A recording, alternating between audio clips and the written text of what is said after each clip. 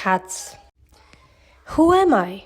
Hello, everyone. My name is Ginger and I'm a tomcat. That means I'm a male. I'd like to introduce you to my family and tell you all about our life on the farm. My whiskers. They are long and thin and help me to balance.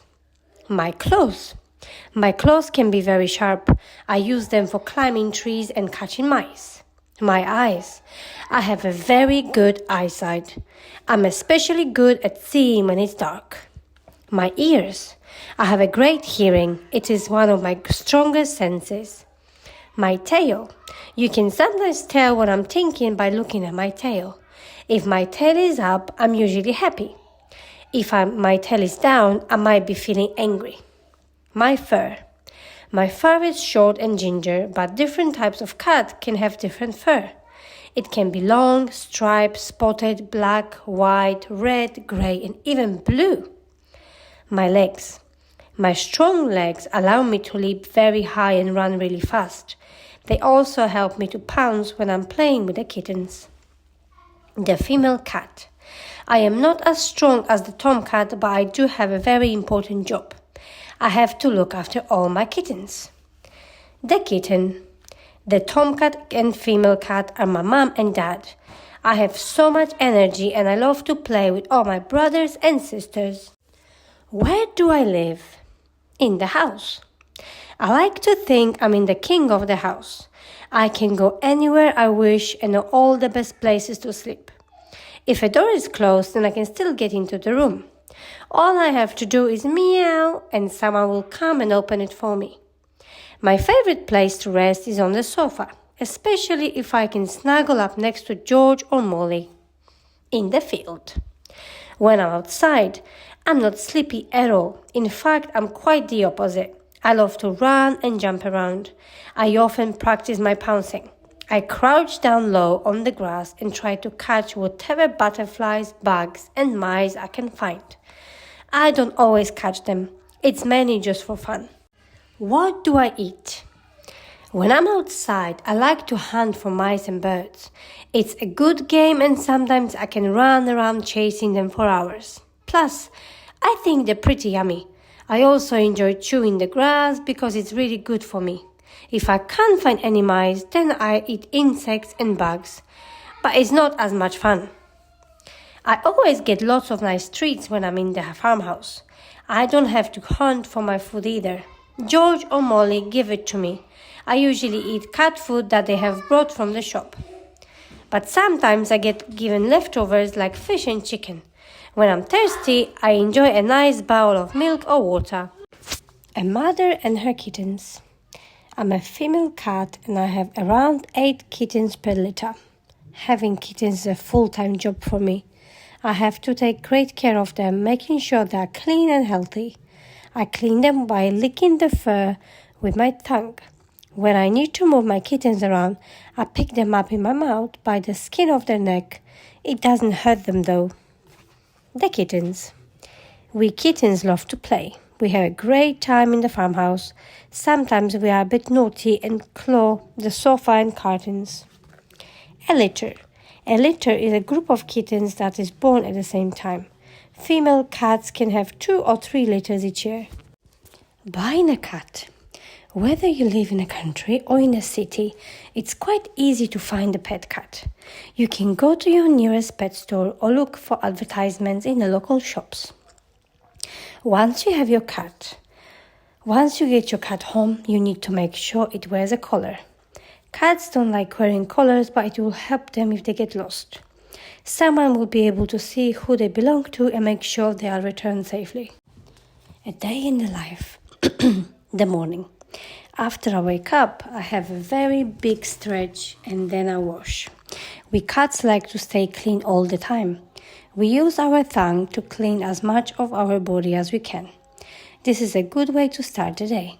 Then I go for a stroll around the farm to see if there are any good insects or creatures to chase. After lunch, I like to have a long sleep in the sun. If it gets too hot though, I will curl up in a nice shaded area. The barns are great for this, plus I can keep an eye open for any mice to chase.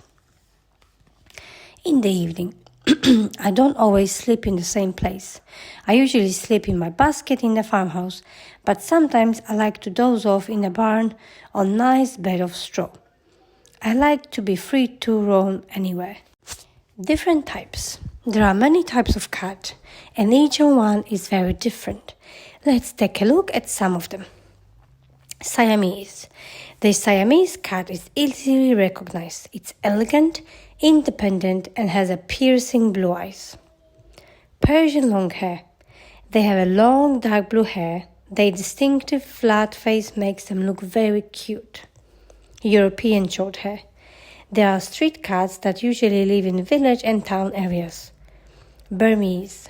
When there are kittens, the fur is as white as snow and the blue eyes are bright blue. Unusual cats. Some types of cat look a bit like strange. Here are a few of them. Scottish fold. These Scottish cats have very unusual ears that bend towards the head. Manx. Originally from Isle of Man, these cats have no tail and come in different colors and patterns. Cornish Rex. Cornish Rex cats hardly have any fur. This makes them very easy to spot. Abyssinian. There are stories that this type of cat dates back to the ancient Egyptians. My big cat cousins. Wild cat. They are similar to domestic cats but can adapt very well to different environments. Lynx. Lynx cats have short tails and distinctive black tufts at the end of the ears. They are great hunters. Leopard.